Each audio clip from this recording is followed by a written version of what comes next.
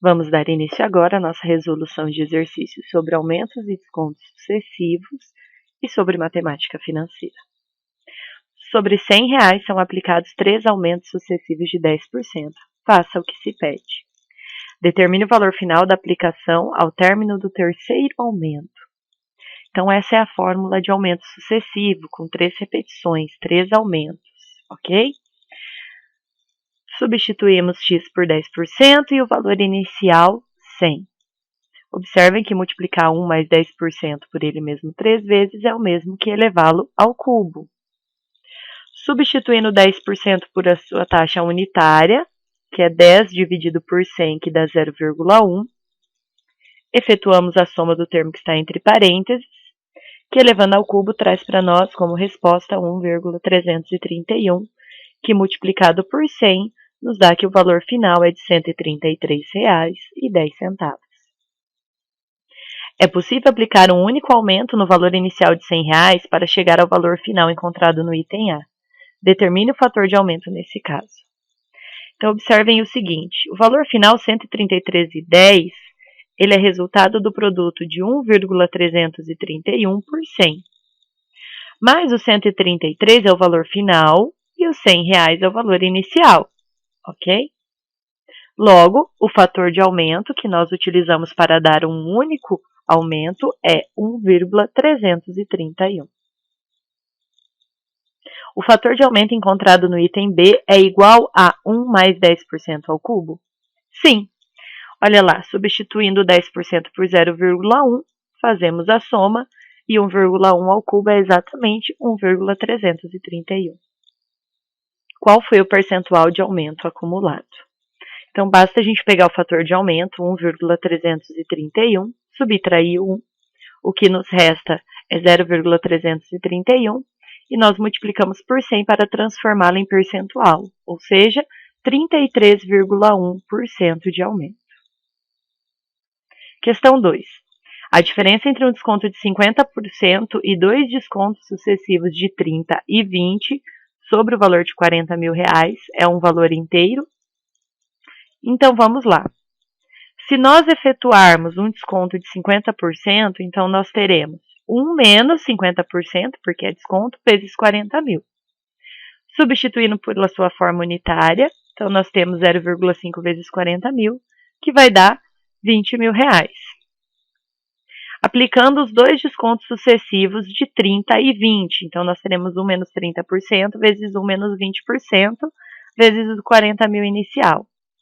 Então, substituímos 30% por 0,3 e 20% por 0,2, o que nos dá 0,7 vezes 0,8 vezes 40.000, que traz como resposta um desconto de R$ 22.400. A diferença entre esses descontos, então, é de R$ 2.400, que trata-se de um múltiplo de 12. Um jovem investidor precisa escolher qual investimento lhe trará maior retorno financeiro numa aplicação de R$ 500. Para isso, pesquisa o rendimento e o imposto de renda a ser pago em 2 investimentos, a poupança e o CDB, que é o Certificado de Depósito Bancário. As informações obtidas estão resumidas no quadro. Então, observem que a poupança ele tem um rendimento de 0,56% mensal e ele está isento do pagamento de imposto de renda. O CDB tem uma taxa maior, de 0,876, porém, ele precisa pagar 4% sobre aquilo que ele ganhar. E nós queremos saber, então, qual é a aplicação mais vantajosa para esse jovem. Então, vamos lá. O ganho com a poupança. Então, é 0,56%. Dividimos isso por 100 e multiplicamos pelo 500, que é o valor inicial. Então, ele terá um ganho de 2,80, totalizando um valor final de 502,80. Com o CDB, então, ele tem 0,876%, então, nós dividimos por 100 e multiplicamos por R$ 500. Ou seja, ele terá um ganho de 4,38. Mas nesse 4,38, ele precisa pagar 4%. Então, 4 sobre 100 vezes 4,38. Então, ele terá que pagar de imposto de renda aproximadamente 18 centavos.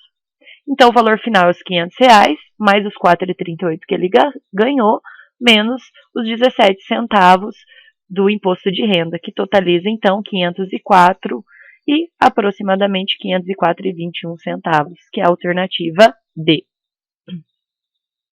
Próxima questão. Um capital C de R$ 2.000 é aplicado a juros simples a uma taxa de 2% ao mês. 4 meses depois, um outro capital D de R$ 1.850 também é aplicado a juros simples a uma taxa de 3% ao mês. Passados N meses contados a partir da aplicação do primeiro capital, os montantes se igualam. Então, nós podemos afirmar que a soma dos algarismos de N é... Então, nesse caso, N é o tempo. Então, vamos lá. Sobre o capital 1, a fórmula do juro simples é essa. J é igual a C vezes I vezes T. Então, o capital é R$ 2.000, a taxa é de 2%, ou seja, 0,02. E esse capital vai ficar aplicado por N meses, certo? N meses é a partir da aplicação do primeiro capital. Então, nós temos que o juro é de 40N. Porém, nós estamos falando em montante. Montante é o capital mais o juro, ou seja, 2.000 mais os 40N. Paramos aqui e passamos a analisar o segundo capital. A fórmula é a mesma, porém agora o capital é 1.850, a taxa é 3%, ou seja, 0,03, e o tempo é 4 meses a menos que o tempo anterior, porque essa aplicação começou 4 meses depois, então nosso tempo será N menos 4. Realizamos a multiplicação e aqui fazemos a propriedade distributiva, que nos dá que o juro é 55,5N menos 222. Então, o montante é a soma do capital, 1.850, com o juro, que vai totalizar, então, para nós, o 1.628 mais 55,5N. Mas ele diz que, depois de tudo isso, os montantes se igualam. Então, nós vamos pegar a expressão do montante do capital 1 e vamos igualar a expressão do montante do capital 2.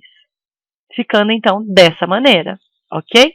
Então, percebam que daí eu passei tudo que tem N para a esquerda, tudo que não tem para a direita, multipliquei por menos 1 e passei o 15,5 dividindo, o que nos dá, então, que o prazo é 24. E a soma dos algarismos de 24, 2 mais 4, é igual a 6. Alternativa E. A questão 2.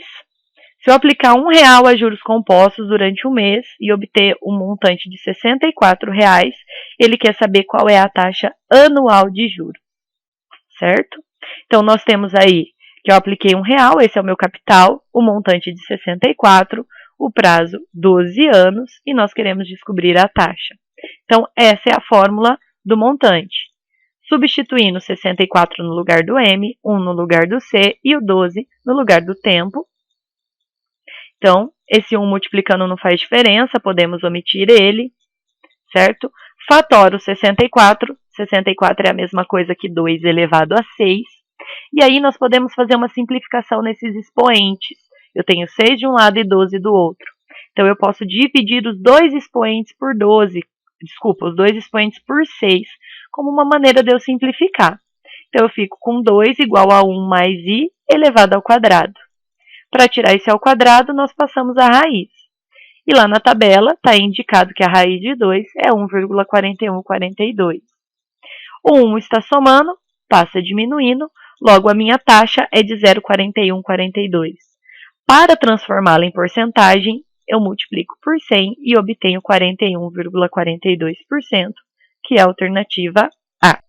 E agora, para finalizarmos, considere que uma pessoa decida investir uma determinada quantia e que lhe sejam apresentadas 3 possibilidades de investimento, com rentabilidades líquidas garantidas pelo período de 1 ano, conforme descritas.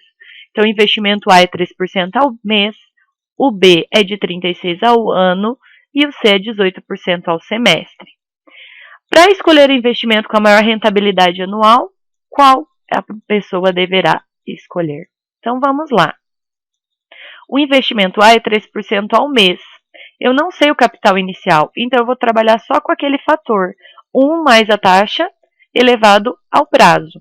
Então, a taxa é de 0,03 e o prazo, no caso, como é ao mês e o meu dinheiro vai ficar aplicado por 1 ano, então eu coloco 12, serão 12 capitalizações por 12 meses. Isso me dá como resposta 1,426. O investimento B, ele é 36% ao ano. Então, lá na taxa vai o 0,36, só que fica elevado a 1, porque o prazo é 1 ano, o que me dá, então, 1,36. E o investimento C é 0,18, né, 18% ao semestre. E um ano tem 2 semestres, por isso que está elevado ao quadrado. E 1,18 elevado ao quadrado vai dar, então, aproximadamente 0,39. Percebam que, então, a maior rentabilidade está no investimento A. Portanto, a alternativa correta é a alternativa C.